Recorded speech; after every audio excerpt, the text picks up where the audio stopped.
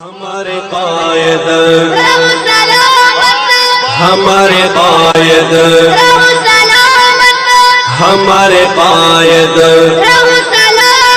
کرے فرشتے تیری کرے فرشتے تیری حفاظت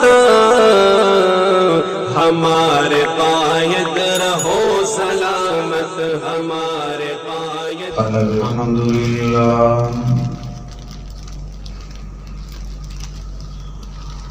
الحمد لله الذي هدانا لهذا وما كنا لنهتدي لولا أن هدانا الله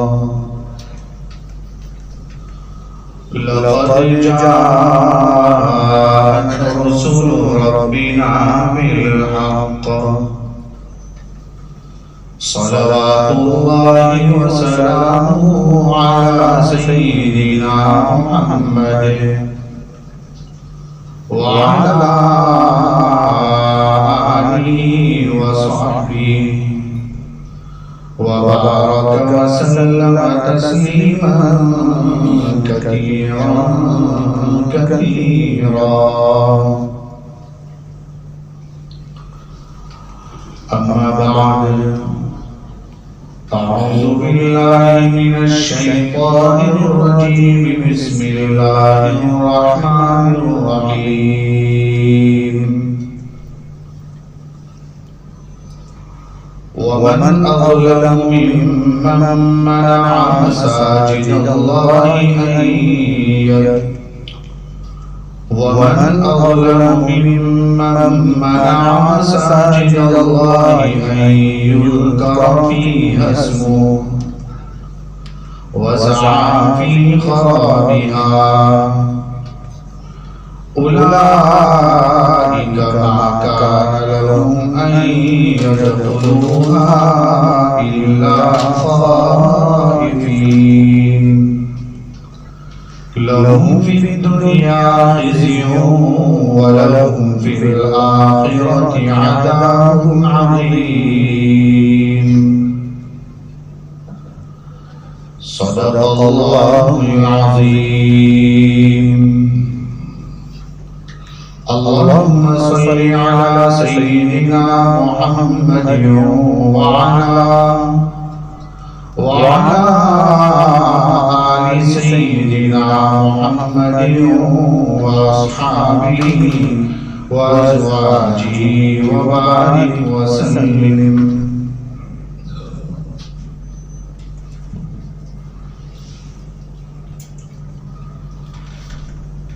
بزرگوں اور بھائیوں،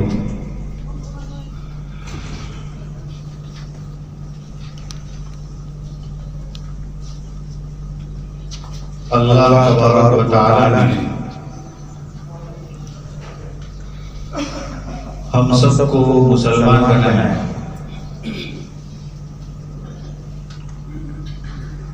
اور نبی کریم صلی اللہ علیہ وسلم کی امت میں پیدا فرمایا ہے. یہ اللہ تبارک و تعالی کا بہت ہی بڑا ہم پر احسان ہے.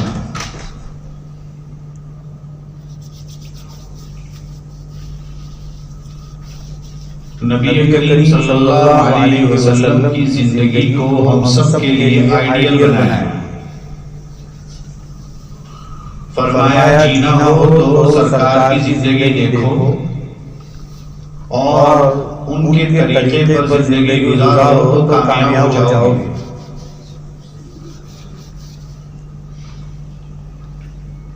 نبی کریم صلی اللہ علیہ وسلم نے فرمایا بنی الاسلام علی خمس. اسلام کی بنیاد 5 چیزوں پر ہے. اسلام کا خیمہ یہ 5 ستونوں کے ساتھ لگا ہوا ہے. جیسے پولیس والوں کے ٹینٹ ہوتے ہیں،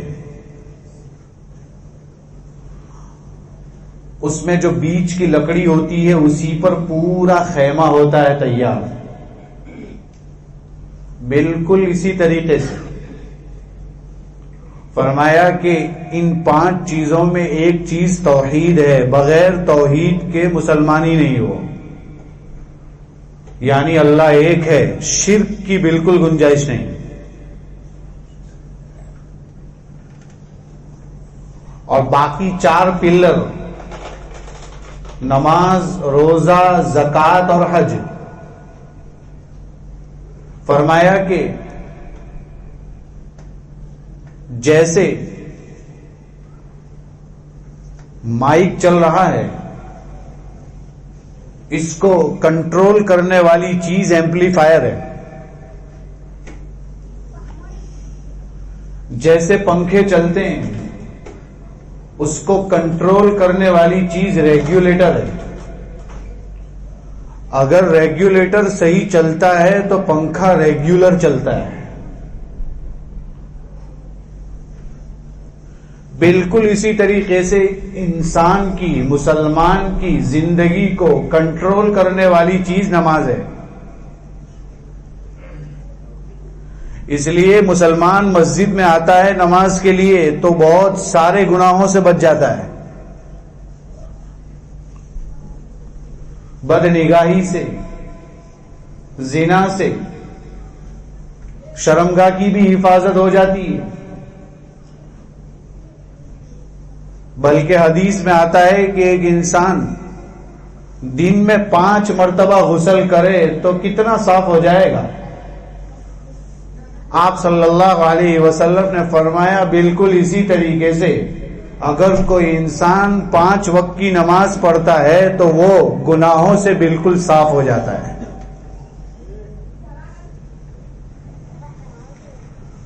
تو نماز کی بڑی اہمیت، اور اسی نماز کو ادا کرنے کے لیے اسلام میں مسجد کی ایک بڑی اہمیت ہے۔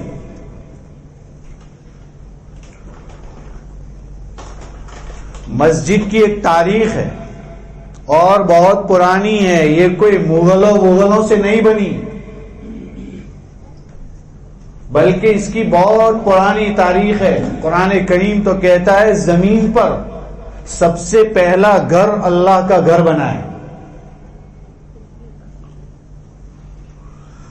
فرمایا ان اول بیت وضع للناس للذی ببکۃ مبارکا وہدی للعالمین، سب سے پہلا گھر جو لوگوں کے لیے بنایا گیا، تیار کیا گیا، بکہ یعنی مکہ مراد ہے، اس سے مبارک ہے، برکت والا ہے، دنیا والوں کے لیے ہدایت کی وہ جگہ ہے۔ یہ قرآن کہہ رہا ہے۔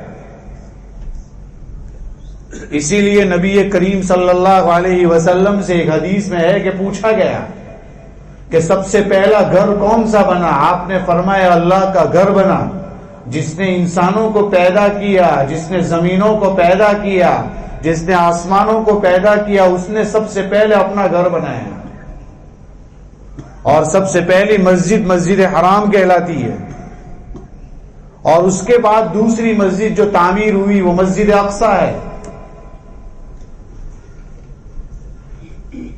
اور دنیا کی تمام مساجد کا ذکر قرآن کریم تمام مساجد کو لیتے ہوئے کہتا ہے وَأَنَّ الْمَسَاجِدَ لِلَّهِ، سب مسجدیں اللہ کی ہے، اس میں کسی کی ملکیت نہیں چلتی، کوئی اس کا مالک نہیں، اس کے مالک اللہ ہیں۔ فَلَا تَدْعُوا مَعَ اللَّهِ أَحَدًا، تم اللہ کے ساتھ کسی اور کو مت پکارو۔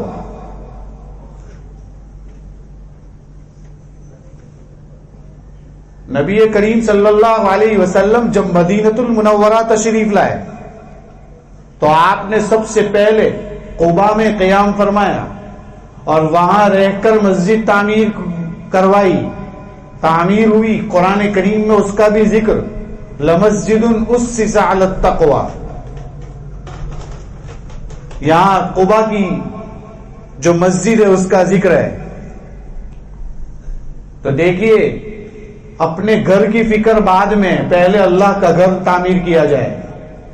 بہت کم دنوں میں بہت جلدی یہ گھر تعمیر کیا گیا تھا، اور آپ وہاں سے نکل کر پھر آپ صلی اللہ علیہ وسلم تقریباً 5 کلومیٹر دور پہنچے جہاں آج مسجد نبوی ہے۔ وہاں پر جانے کے بعد بھی جس جگہ مسجد نبوی کی تعمیر ہوئی ہے وہ بھی 2 یتیم بچوں کی تھی۔ آپ صلی اللہ علیہ وسلم نے اس زمین کو خریدا ہے۔ وہ بچوں نے کہا ہم دینا چاہتے ہیں، فرمایا نہیں، آپ نے اسے خرید کر پھر اس کو اللہ کے لیے وقف کر دیا اور مسجد نبوی کی تعمیر فرمائی۔ پہلے اپنا گھر نہیں بتایا، پہلے اپنے گھر کی فکر نہیں کی، بلکہ کہیں بھی گئے تو وہاں سب سے پہلے مسجد کی فکر کی، جیسا کہ آپ صلی اللہ علیہ وسلم کر رہے ہیں۔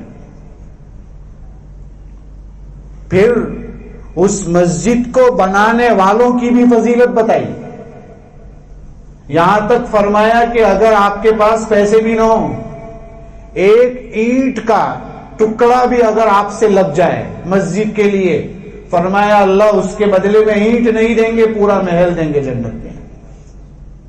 اتنی فضیلت بتائی، اور صرف فضیلت نہیں بتائی بلکہ آپ صلی اللہ علیہ وسلم نے خود عمل کر کے دکھایا۔ خود آپ اینٹیں اٹھاتے تھے، کام کرتے تھے۔ صحابہ اکرام رضوان اللہ علیہم اجمعین فرماتے تھے اللہ کے رسول آپ زحمت نہ فرمائیں، فرمایا جیسے آپ ثواب کے محتاج ہو میں بھی محتاج ہوں ثواب کا۔ آپ خود اٹھاتے تھے، بلکہ جو دامن کے اوپر مٹی لگ جاتی کام کرتے ہوئے سرکار جھاڑتے تھے وہ مٹی کو، صحابہ کے کپڑوں کے اوپر ہاتھ مارتے تھے اور بتاتے تھے اس کی بھی کئی فضیلتیں۔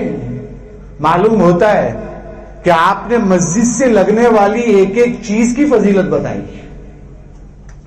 یہاں تک کہ حدیثوں میں آتا ہے کہ مسجد میں بیٹھنے والا، بازار میں گھوم کر بھی مسجد سے دل رکھنے والا، جس کا دل مسجد سے اٹکا ہوا ہو، اس کے بارے میں بھی حدیث میں آیا کہ اس کو اللہ تعالیٰ عرش کا سایہ نصیب فرمائیں گے۔ مسجدوں میں اپنا وقت گزارنے والا، نمازیں پڑھنے والا، مسجدوں کے اندر ذکر و تلاوت کرنے والا، ان سب کے لیے مستقل فضائل شمار کروائے۔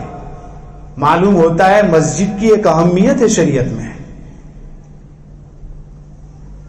حدیثوں میں آتا ہے کہ جیسے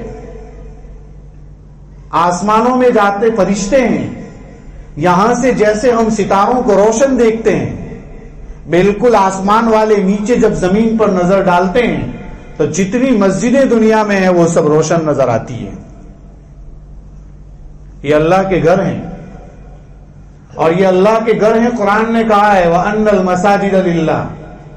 معلوم ہوتا ہے کہ جب مسجد اللہ ہی کے لیے ہوتی ہے تو یہاں سرکاری زمین پر کبھی مسجد نہیں بنتی۔ ہمارے پرکھ، ہمارے بڑے، ہمارے جو پچھلے چلے گئے وہ اتنے بھی بیوقوف نہیں تھے کہ کسی کی زمین پر مسجد تعمیر کر دیتے،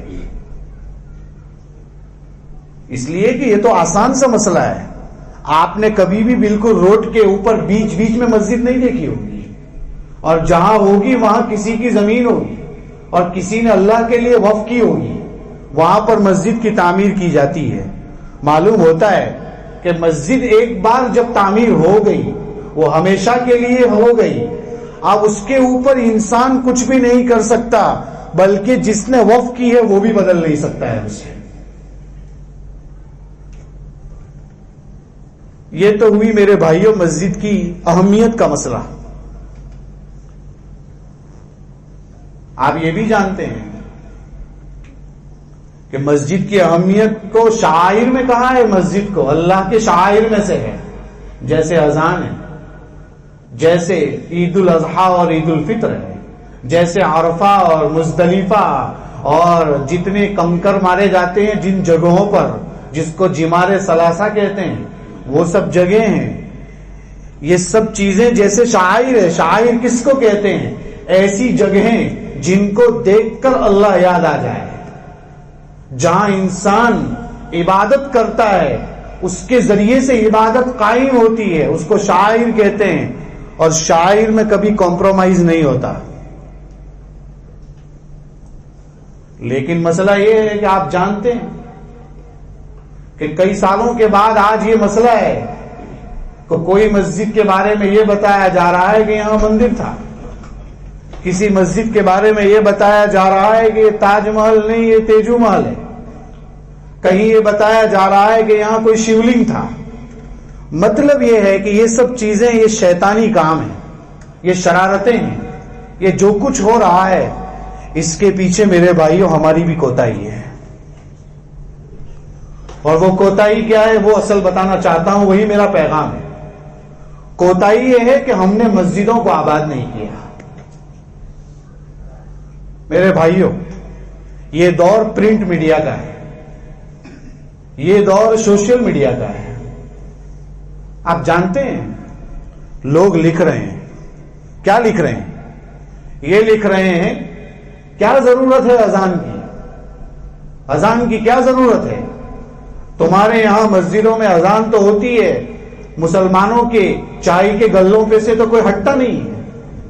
یہ سوال کرتے ہیں لوگ، لکھ رہے ہیں کوئی مسجد تو جاتا نہیں ہے، پھر ان اذانوں کی کیا ضرورت ہے؟ یہ لوگ سوال کر رہے ہیں، یہ کیوں کر رہے ہیں؟ ہماری کوتاہی۔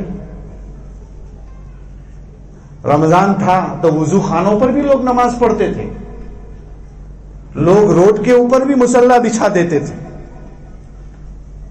پکڑے نہیں جاتے تھے، ایسے ایسے لوگ مسجد میں آ کر دروازہ کھٹکھٹاتے تھے، سوچ بھی نہیں سکتے تھے۔ لیکن آج حالت کیا ہے؟ آپ امام صاحب سے ملیے، کتنے لوگ ہوتے ہیں فجر میں، پتہ چل جائے گا آپ کو۔ میرے بھائیوں، یہ ہماری کوتاہی ہے، یہ غفلت ہے ہماری۔ آپ نے ابھی پچھلے کچھ وقت میں ایک آرٹیکل پڑھا ہو، ہم نے مولانا عتیق صاحب بروڑوی سے کسی وقت سنا تھا، وہ آرٹیکل بڑا زبردست ہے۔ وہ آرٹیکل میں جرمنی کا ایک ٹیچر گورا ہے، مسلمان نہیں ہے، وہ اپنے اسٹوڈنٹس کو لے کر جا رہا ہے پکنک کے لیے، گھومنے کے لیے۔ وہ اپنے بچوں سے، اپنے اسٹوڈنٹ سے کہہ رہا ہے کہ ہم بہت ساری جگہ گھومتے ہیں، پارک میں جاتے ہیں، ہل اسٹیشنوں پر جاتے ہیں، ادھر جاتے ہیں، ادھر جاتے ہیں، آج ہم آپ کو مسجد دکھاتے ہیں۔ یہ گورا کہہ رہا ہے۔ سب اسٹوڈنٹس اور وہ ٹیچر، کوئی بھی مسلم نہیں ہے، سب مسجد پہنچے، اور مسجد میں پہنچنے کے بعد انہوں نے دیکھا تو یہاں تو کوئی تصویر بھی نہیں ہے، کوئی بت بھی نہیں ہے، کوئی اسٹیچیو بھی نہیں ہے، یہاں کرتے کیا ہیں لوگ؟ تو اس نے بتایا کہ یہاں ایک اللہ کے سامنے سجدہ ہوتا ہے، یہ زمین یہ سب بچھی ہوئی ہے، اس میں لوگ سجدہ کرتے ہیں، اللہ کو یاد کرتے ہیں۔ تو انہوں نے اپنے ٹیچر سے کہا کہ ہم بھی ذرا چاہتے ہیں، ہم بھی کوئی سجدہ کر کے دیکھیں کیسا لگتا ہے۔ تو بچوں نے سجدہ کیا۔ میرے بھائیوں، ایک بچہ کھڑا ہو کر کہتا ہے، وہ ٹیچر نے پوچھا کیسا لگا سجدہ کرنے کے بعد؟ تو اس نے کہا میں سر جیسے ہی سجدے میں گیا تو مجھے ایسا لگا کہ میری پیشانی میں جتنے غم تھے وہ زمین نے چوس لیے۔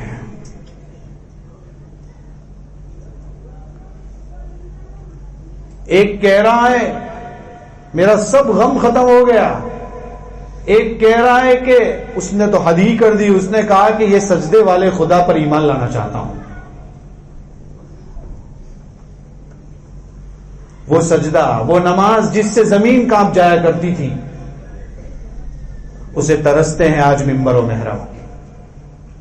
آج حالت یہی ہے میرے بھائیوں۔ آج ہم نے اپنی تاریخ بھلا دی، ہمیں نہیں معلوم۔ سرکار کی زندگی پڑھیے، ہوا تیز چل رہی ہے تو مسجد کا رخ ہے، سورج گرہن ہو رہا ہے تو آپ مسجد جا رہے ہیں، چاند گرہن ہو رہا ہے تو آپ مسجد جا رہے ہیں، بے چینی ہو رہی ہے تو مسجد جا رہے ہیں، سفر میں نکل رہے ہیں تو آپ مسجد جا رہے ہیں، سفر سے واپس ہو رہے ہیں تو آپ مسجد جا رہے ہیں۔ ہر کام کے لیے آپ نے مسجد ہی کو مرکز بنایا۔ ہم تو 5 وقت کی نمازوں کے لیے بھی مسجد نہیں آتے، اور ہم نے صرف فرض نمازوں کے لیے مسجد کو سمجھا ہے۔ جبکہ مسجدیں ہر چیز کا مرکز ہوا کرتی تھی. آج تو نماز ہوتی نہیں، پڑھی نہیں کہ تالے لگ جاتے ہیں کہ ہو گیا کام. میرے بھائیوں، جب ہم نے ہی مسجد کو آباد نہیں کیا نا، تو آج یہ حالات ہمیں دیکھنے پڑ رہے ہیں کہ لوگ یہ کہہ رہے ہیں کہ ضرورت کیا ہے. کتنی مسجدیں ایسی ہیں جہاں آج بھی گھوڑے باندھے جاتے ہیں مسجد کے اندر، استبل بن گئے. اور پتہ نہیں کتنی مسجدیں ویران ہیں. کیا کیا ہو رہا ہے. آپ نے اگر سوشل میڈیا پر اگر آپ ایکٹیو ہیں تو آپ نے ایک PDF فائل بھی دیکھی ہوگی جس میں دشمنوں کی نظروں میں کتنی مساجد ہے، باقاعدہ مسجدوں کی لسٹ دی گئی ہے. یہ مسجدیں یہ ہے، یہ ہے. کیا ہوگا کیا نہیں ہوگا وہ تو اللہ ہی کو معلوم ہے. لیکن کیا ہمیں چوکس نہیں ہونا چاہیے؟ کیا ہمیں بیدار نہیں ہونا چاہیے؟ کیا ہم اب بھی مسجد کو آباد نہیں کریں گے؟ کیا ہم اب بھی نماز نہیں پڑھیں گے؟ کیا ہم اب بھی مسجد نہیں آئیں گے؟ تو پھر میرے بھائیوں کون سا دین آنے والا ہے؟ ہم کیا بتانا چاہتے ہیں؟ قرآن کی ایک آیت پڑھی ہے، وَمَنْ أَظْلَمُ مِمَّنْ مَنَعَ مَسَاجِدَ اللَّهِ. اس شخص سے زیادہ ظالم کون ہو سکتا ہے جو اللہ کے گھر میں اللہ کا ذکر کرنے سے روکے؟ قرآن کہہ رہا ہے، یہ ظالم کہہ رہا ہے قرآن. اور مسجدوں کو ویران کرنے کی کوشش کریں. اس کا شان نزول تو کچھ اور ہے، لیکن یہ حکم تو سبھی کے لیے، سب مسجدوں کے لیے، یہ تو عام ہے. تو میرے بھائیوں، آج کی میری بات کا پیغام یہی ہے کہ مسجدوں کے پیچھے آج لوگوں کی نظریں ہیں، اذان کے پیچھے لوگوں کی نظریں ہیں. پتہ نہیں اور کون کون سی چیزوں کے پیچھے ایشو لگا ہوا ہے، ایشو بنا دیا ہے. یہ کہہ رہے ہیں، وہ کہہ رہے ہیں. لیکن میرے بھائیوں، ہم اپنی کوتاہی کا احساس کریں. ہم نے بھی گڑبڑ کیا ہے، ہم نے بھی کوتاہی کی ہے. ہم بھی مسجدوں کو آباد نہیں کرتے ہیں. ہم بھی صرف رمضانی مسلمان ہیں، صرف رمضان میں مسجد میں آتے ہیں، جمعہ میں آتے ہیں، اس کے علاوہ چلے جاتے ہیں. میرے بھائیوں، یہ کام مت کیجیے. اگر ہم اس طریقے سے کرتے رہیں گے تو ایک دن ایسا آئے گا کہ ہم خون کے آنسو روئیں گے، چاہتے ہوئے بھی کچھ نہیں کر پائیں گے، چاہتے ہوئے بھی کچھ نہیں کر پائیں گے. تاریخ ہے ہمارے سامنے بہت ساری. قرطبہ چلے جائیے، اسپین چلے جائیے، پوچھئے وہاں کی تاریخ کیا ہے، وہاں کیسے مسلمان ہوا کرتے تھے، کیا ہے، اب کیا حالات ہے، کتنی مسجدیں بند ہیں، کتنی مسجدوں میں گھوڑے، گدھے، بیل باندھے جا رہے ہیں. اس کی وجہ کیا ہے؟ غفلت، کوتاہی. میرے بھائیوں، یہ نہ سمجھیں یہاں کچھ نہیں ہو سکتا ہے، وہاں کچھ نہیں ہو سکتا ہے. حالات کو بدلتے دیر نہیں لگتی. اس لیے کہیں یہ حالات بدلیں، ہماری نسلوں کا کیا ہو، ہمارا کیا ہو. مولانا علی میاں ندوی رحمت اللہ علیہ کا ملفوظ اکثر جگہوں پر سناتا ہوں. مولانا علی میاں ندوی رحمت اللہ علیہ 92 میں جب بابری مسجد شہید ہو رہی تھی تو ان سے کسی نے آ کر کہا، حضرت بابری مسجد شہید ہو رہی ہے. فرمایا، مجھے اس کا غم نہیں ہے، مجھے آگے کے بہت سارے عجیب عجیب نظائر، منظر دکھ رہے ہیں، ایسا ایسا ہوگا، ایسا ایسا ہوگا. وہاں مسلم بچوں کے، مسلمانوں کے ارتداد کی بات وہ کر رہے تھے. میرے بھائیوں، وہاں تو دوسری بات ہے، لیکن یہاں آپ دیکھ رہے ہیں روزانہ کچھ نہ کچھ مسئلوں میں ہمیں الجھا کے رکھا ہے. ہمارا کام یہ ہے کہ ہم اپنی مسجدوں کو آباد کریں، جتنا ہو سکے نمازوں کی پابندی کریں، جتنا ہو سکے مسجد میں آئیں. اس لیے کہ میرے بھائیوں، یہ ہم لوگوں کو دیکھ کر ہی بتا رہے ہیں کہ ایسا ہوتا ہے، ایسا ہوتا ہے، اس طرح ہوتا ہے، لاؤڈ اسپیکر کی کیا ضرورت ہے، اس سے کیا ہونے والا ہے. یہ سب چیزیں ہم کو دیکھ کر ہی بتایا جا رہا ہے. آج ہماری حالت ایسی ہے. میرے بھائیوں، اگر ہم نے آج اس کی فکر نہیں کی تو یاد رکھیے ہماری نسلوں کا کیا ہوگا ہمیں پتہ نہیں ہے. اس لیے آج کی پوری بات کا خلاصہ یہی ہے کہ میں آپ کے سامنے صرف اتنا ہی عرض کرنا چاہتا ہوں کہ مسجد کی بہت اہمیت ہے، مسجد کے بہت فضائل ہیں.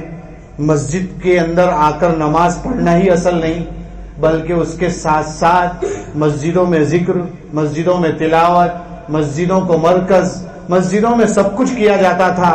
لیکن آج یہ ہے کہ ہم نے مسجدوں کو پتہ نہیں کیا سمجھ لیا ہے.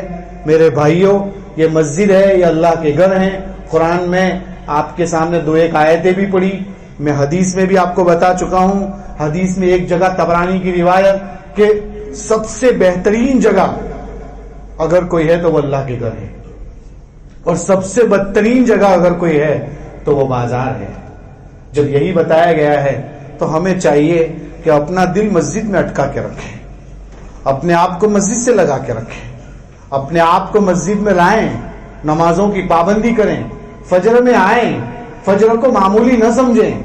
حدیث میں آتا ہے نا کہ جو عشاء کی نماز اور فجر کی نماز کی فضیلت کو سمجھ لے گا تو وہ کسی بھی حالت میں گھسٹتے ہوئے بھی مسجد آئے گا.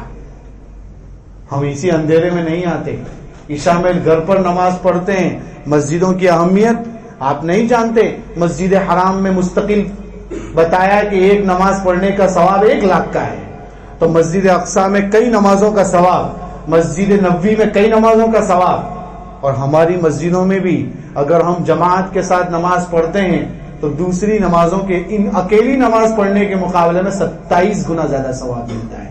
ہم جانتے ہیں نا یہ چیز، ہم صرف پڑھتے ہیں اسے، لیکن ہم مسجدوں میں نہیں آتے. میرے بھائیوں، آپ نے وہ فضائل اعمال میں وہ قصہ سنا ہے نا، جس میں ہے نا شیخ زکریا رحمۃ اللہ علیہ نے لکھا ہے کہ ایک بزرگ کی 40 سال سے نماز آگے پیچھے نہیں ہوئی تھی جماعت سے. ایک بار صرف تکبیر اولیٰ فوت ہوئی تھی، جماعت چلی گئی تھی، آگے پیچھے کچھ ہوا تھا. تو انہوں نے وہ اللہ والے نے 27 مرتبہ اس نماز کو پڑھا. 27 مرتبہ، صرف ایک نماز کا مسئلہ تھا. چونکہ 27 گنا زیادہ ثواب مل رہا تھا، 27 مرتبہ پڑھا تو غیب سے آواز آئی. آپ نے 27 بار تو پڑھ لی، لیکن جب امام والضالین کہتا ہے، پیچھے والے آمین کہتے ہیں، وہ آمین پر فرشتے آمین کہتے ہیں، وہ جواب کہاں سے لاؤ گے؟ پتا کیا چل رہا ہے؟ آپ کتنی بھی کوشش کر لو لیکن پھر بھی وہ فرض کا ثواب، وہ جماعت کا ثواب تو نہیں لا سکتے. اس لیے میرے بھائیوں، اپنے آپ کو مسجد سے جوڑیں.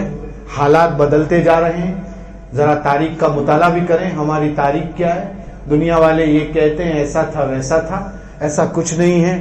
اسلام کی مسجدوں کی تاریخ تو بہت پہلے سے، بلکہ میں کہہ رہا ہوں کہ زمین کا سب سے پہلا ٹکڑا ہی مسجد ہے، وہیں سے تیار ہوا ہے، اور وہاں سے مسجدیں ہی مسجدیں ہیں. سرکار مدینہ پہنچے ہیں تو پہلے مسجد بنائی ہے، بلکہ ہماری تاریخ مسجدوں سے ہے. کہتے ہیں نا، مسلمان جہاں بھی جاتا ہے پہلے مسجد ڈھونڈتا ہے، مسجد کی فکر کرتا ہے. یہ شعائر میں سے ہے. سب کچھ برداشت ہو سکتا ہے، مسجد برداشت نہیں ہوگی. مسجد کو توڑنا برداشت نہیں ہوگا، مسجد کو ختم کرنا برداشت نہیں ہوگا، مسجد کو ویران کرنا برداشت نہیں ہوگا.